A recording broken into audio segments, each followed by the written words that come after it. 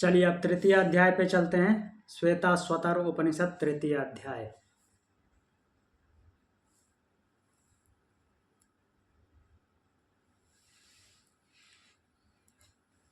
द्वितीय अध्याय से कुछ पूछना है और नहीं तो तृतीय अध्याय पे चलते हैं। पहला मंत्र है य एको जालवानी सतई शनिभिः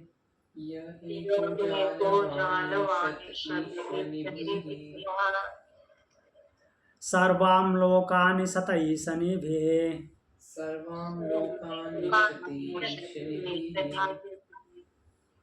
य एवैक उद्भवे संभवे च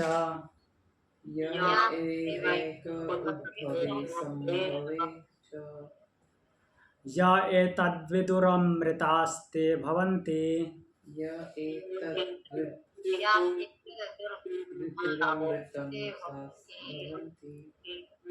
फिर से पढ़ के बताइए शब्द। य एतद्विदुरमृतास्ते य एतद्विदुरम अमृतास्ते भवन्ति। 4 शब्द हैं। या फिर एतद फिर नीचे जो वह लगा है वो मीन्स पूरा हो जाएगा विदुरम, फिर अमृतास्ते भवन्ति। क्लियर?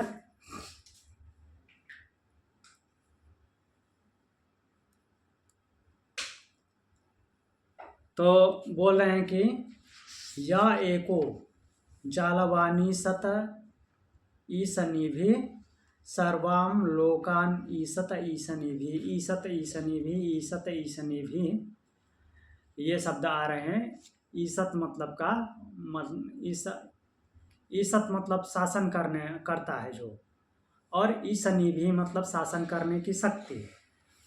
ईश मतलब होता है स्वामित्व, तो स्वामी पने की शक्ति और स्वामी पने का जो वो कर्तव्य है एक प्रकार से, मीन्स शासन की शक्ति।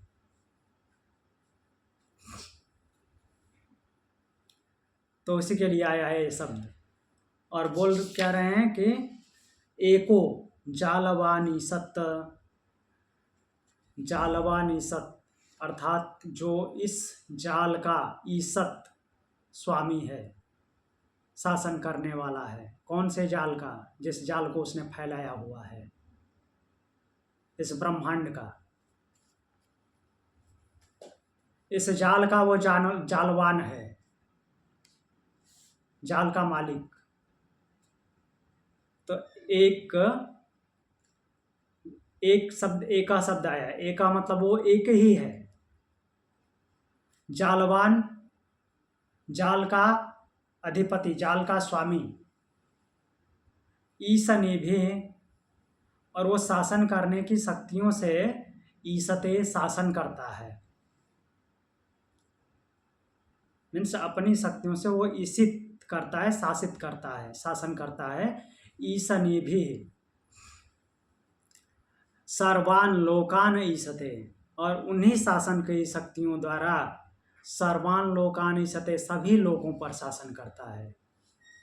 मीन्स जितने प्रकार के प्राणी उत्पन्न होते हैं उन सब पर शासन करता है। यह एक, फिर एका शब्द आया है। यह एका, वह जो अकेला है, एक है। एव संभवे च उद्भवे, तो उसी से क्या होता है? संभव होता है, उद्भव होता है। उद्भव मतलब प्रकट होना, और संभव मतलब कि होना अर्थात फैलाव होना, विस्तारित होना। उत्पत्ति होना और विस्तार को प्राप्त होना, ये सब कुछ उसी एक से ही होता है। वही एक सब कुछ करने में समर्थ है। एतत् ये विदुः ते अमृता भवन्ति, उसको जो साधक इस तरह से जान लेता है, इस तरह से जिसको अनुभव में आ जाता है, वो क्या हो जाता है? अमृता भवन्ति, अमृतत्व को प्राप्त हो जाता है। तो उस ब्रह्म के जानने की बात की गई है इसमें, पीछे वाले अध्याय को ही जो बताते हैं ब्रह्म के जानने की ही विद्या बता रहे हैं, तो उसी तरह से यहाँ पे भी एक प्रकार से बता रहे हैं, उसका एक अलग रूप दिखा करके कि इस ब्रह्मांड को क्या बताया गया है, यहाँ पे जाल बताया गया है, और इस जाल की उत्पत्ति करने वाला वही है, क्योंकि वो जालवान है, इस जाल का मालिक है,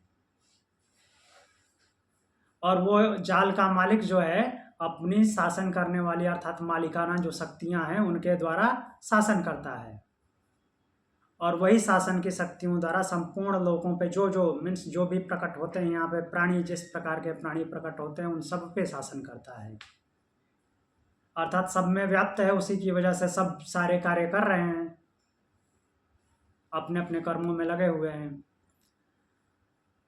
फिर बोल रहे हैं कि वो अकेला ही एका एव, अकेला ही संभवे च उद्भवे, संभव उद्भव अर्थात उत्पन्न भी करता है और संभव भी अर्थात विस्तारित भी करता है।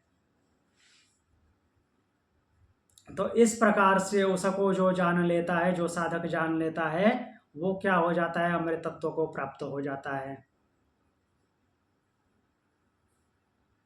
आगे बढ़ें तो उस जालवान को जानना है। दूसरा मंत्र देखते हैं।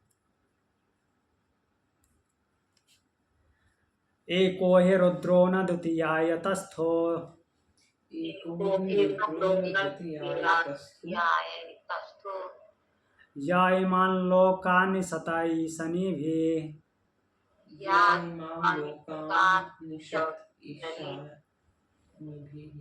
प्रत्यङ्गजनास्तिष्ठते सञ्चुकोचान्तकाले, प्रत्यञ्जनास्तिष्ठति संसृज्य विश्वा भुवनानि गोपाः, संसृज्य विश्वा भुवनानि गोपाः। तो बोल रहे हैं एको हे रुद्रो न द्वितीयाय तस्थो।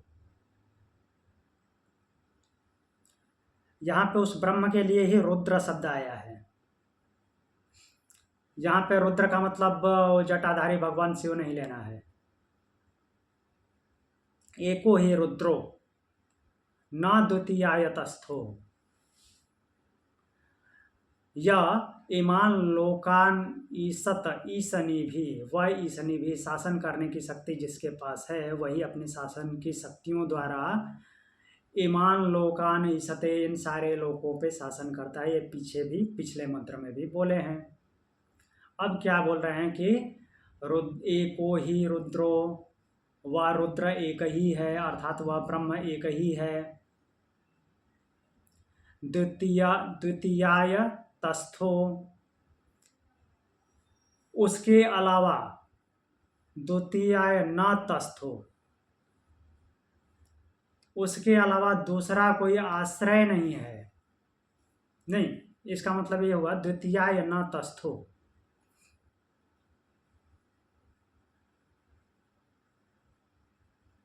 ठीक है, उसके अलावा कोई दूसरा आश्रय नहीं है, अर्थात इस जगत के लिए, इस ब्रह्मांड के लिए उसके अलावा कोई दूसरा आश्रय नहीं है।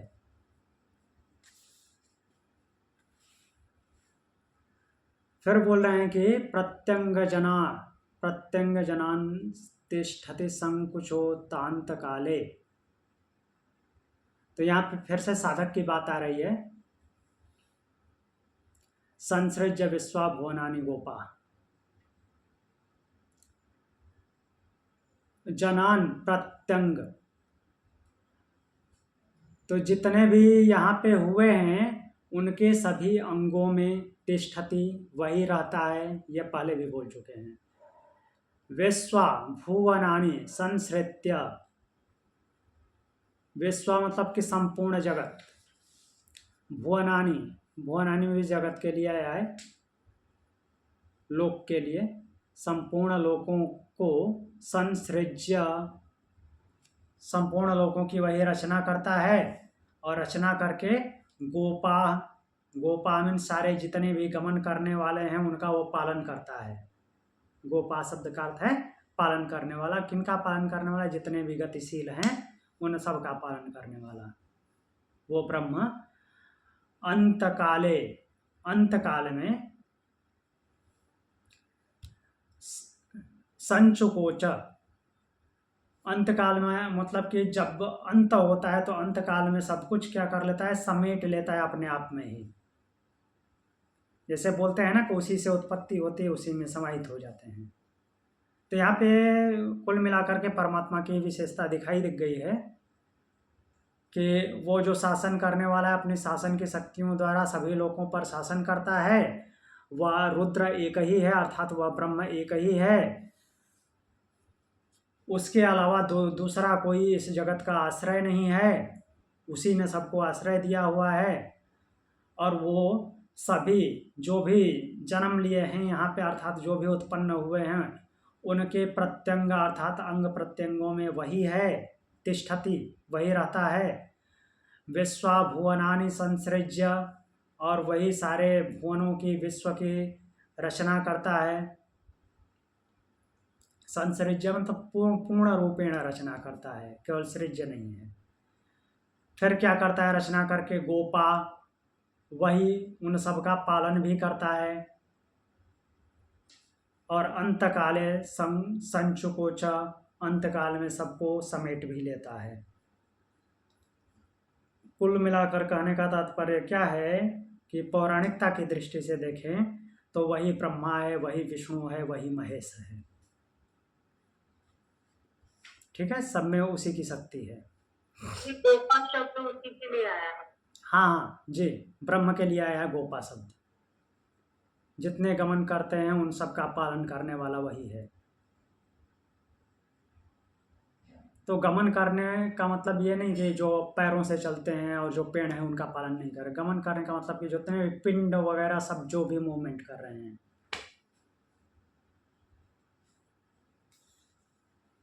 किसी भी तरह का जो मूवमेंट हो रहा है, स्पंदन हो रहा है, वो सब का पालन करने वाला वही है। आगे बढ़ें।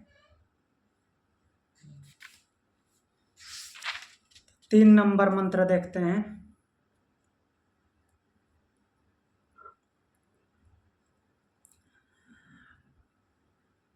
विश्वतश्चक्षुरुत विश्वतो मुखो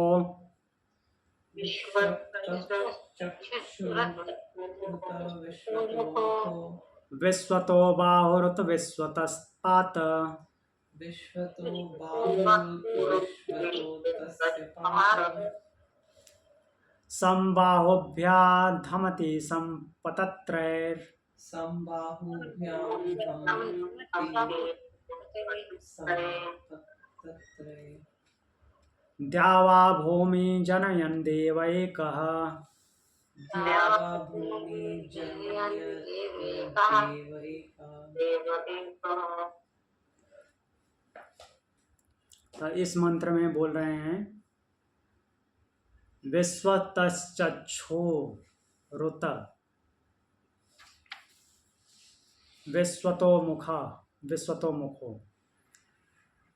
तो वो क्या है? विश्वतश्चक्षु, उसकी हर जगह आंखें हैं।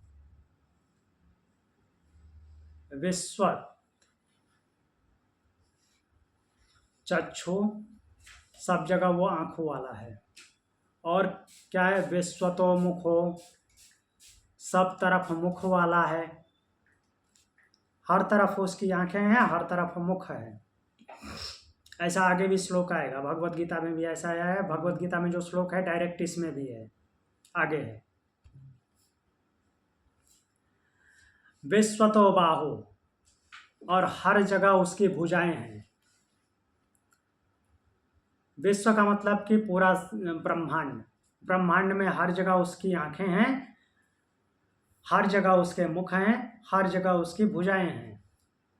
उत विश्व तस्पात, विश्व तस्पात, पात मतलब पाद शब्द के लिए आया है, पात लिखा हुआ है। तो विश्व तस्पात, संपूर्ण विश्व में अर्थात पूरे ब्रह्मांड में उसके पैर भी हैं।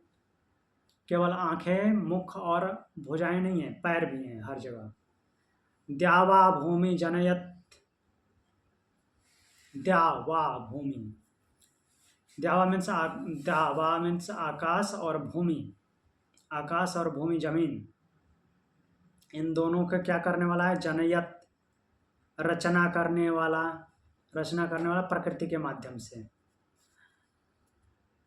एका देवा, वो एक ही देव है।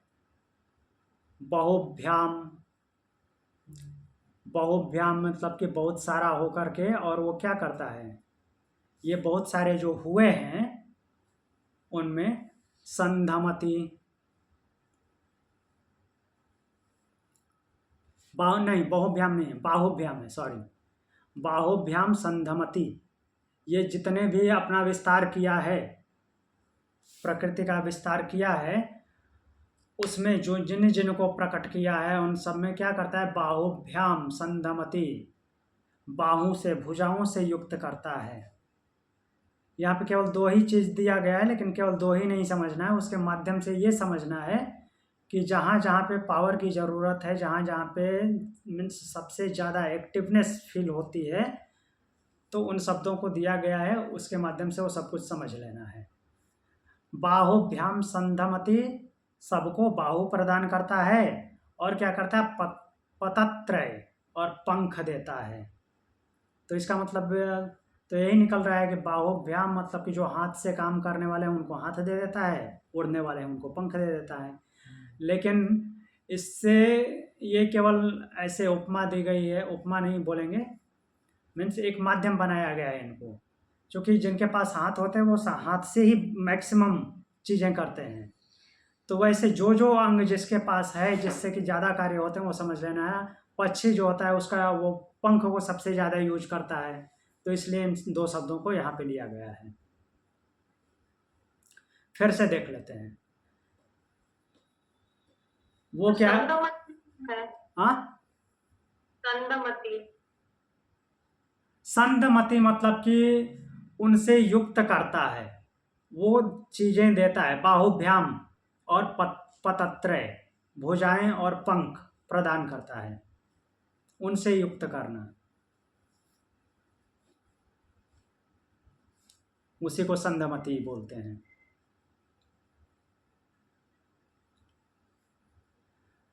तो फिर से देख लेते हैं, वो हर जगह आँख वाला है, मीन्स पूरे विश्व में, पूरे ब्रह्मांड में उसकी आँखें हैं, उसके मुख हैं, भुजाएं हैं और पैर हैं, पाद हैं। समबाहुभ्याम धमति, तो ये दो शब्दों को जोड़ा गया है, सम धमति, सम पत्रैत। तो सम का विच्छेद इसलिए कर दिया है, एक को बाहु के साथ रख दिया है, एक को पतत्र के साथ रख दिया है। द्यावा भूमि जनयत देव एकः, तो वो क्या है कि वो अकेला ही है, वो देव अकेला ही है, और जो भी विस्तार को मीन्स विस्तारित किया है ब्रह्मांड का, उसमें जो जो भी हैं उनको बाहों और पंखों से युक्त करता है, अर्थात कार्य करने की और सारे क्रियाकलाप करने की शक्तियां प्रदान करता है। कहने का तात्पर्य ये है।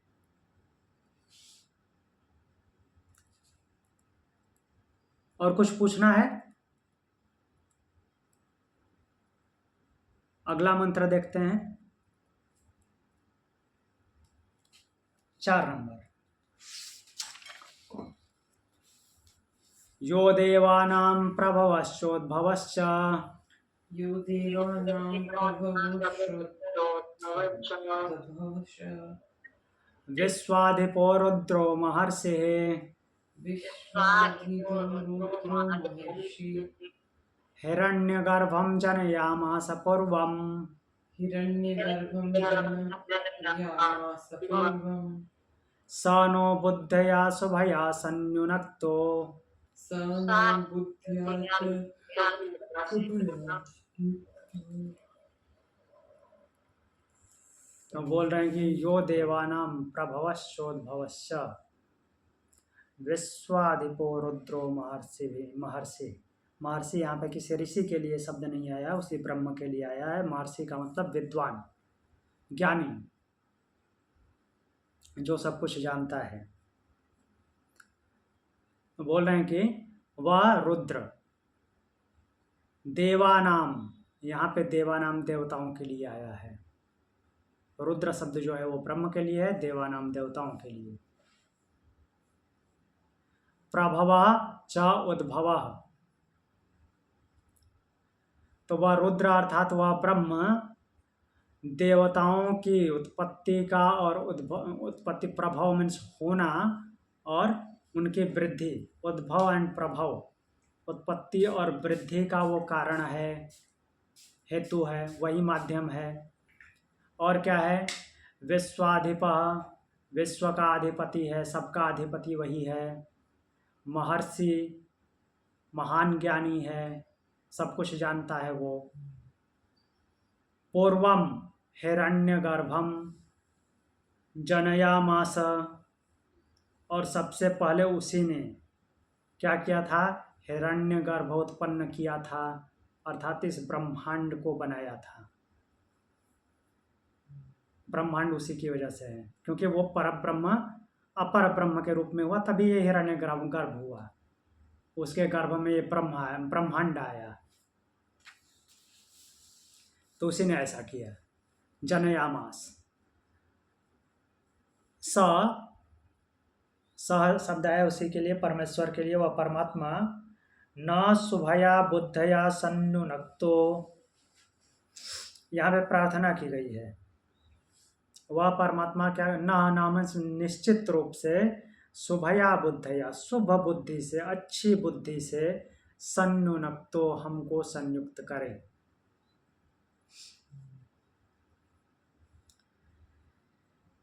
बोल रहे हैं कि जो रुद्र अर्थात जो ब्रह्म है, वही सभी देवताओं की उत्पत्ति और वृद्धि, उत्पत्ति और विस्तार का कारण है, वही हेतु है।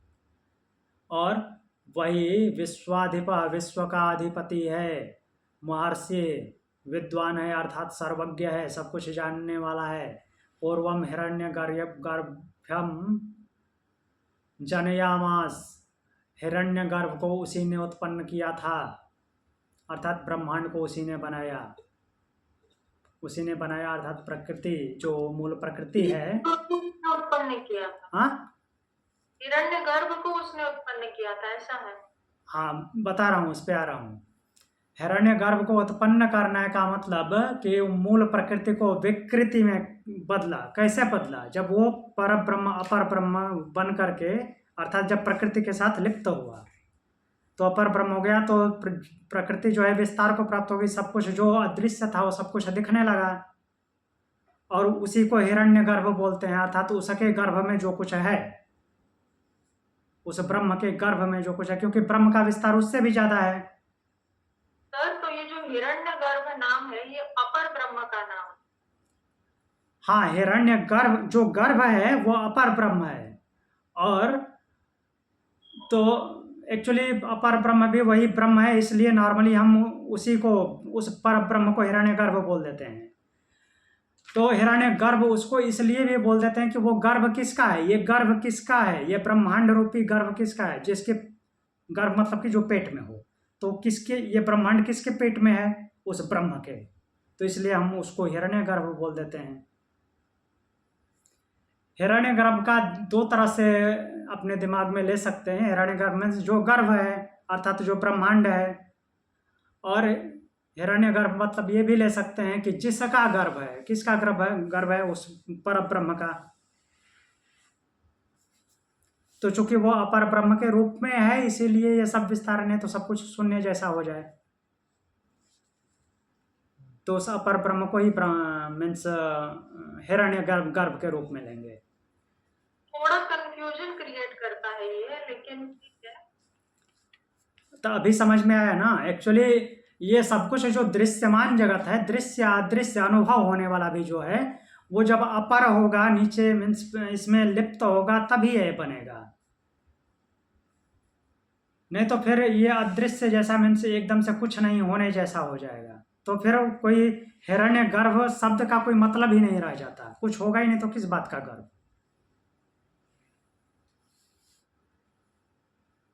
तो ये उसी के लिए शब्द आता है हिरण्य गर्भ। तो उसको उत्पन्न करने वाला वही है और उसके लिए प्रार्थना की जा रही है, उसी से प्रार्थना की जा रही है, उस ब्रह्म से, कि वो हमको शुभ बुद्धि से, अच्छा अर्थात अच्छी बुद्धि से युक्त करे, अच्छी बुद्धि दे। क्लियर हुआ? तो कितना 4 नंबर श्लोक हो गया। अब इससे आगे के मंत्र हम कल देखेंगे। आज के लिए इतना ही। और कुछ पूछना है? ये महर्षि भी उसी के लिए आया ना? हाँ, महर्षि का मतलब यहाँ पे ज्ञानी है, जो सब कुछ जानने वाला है, और सब कुछ जानने वाला वही है, ब्रह्म है, तो उसके लिए महर्षि शब्द आया है। और कुछ? ठीक है, तो आज की कक्षा यहीं पे पूर्ण करते हैं, विराम देते हैं कक्षा को। प्रणाम। ओम शांति। ओम शांति।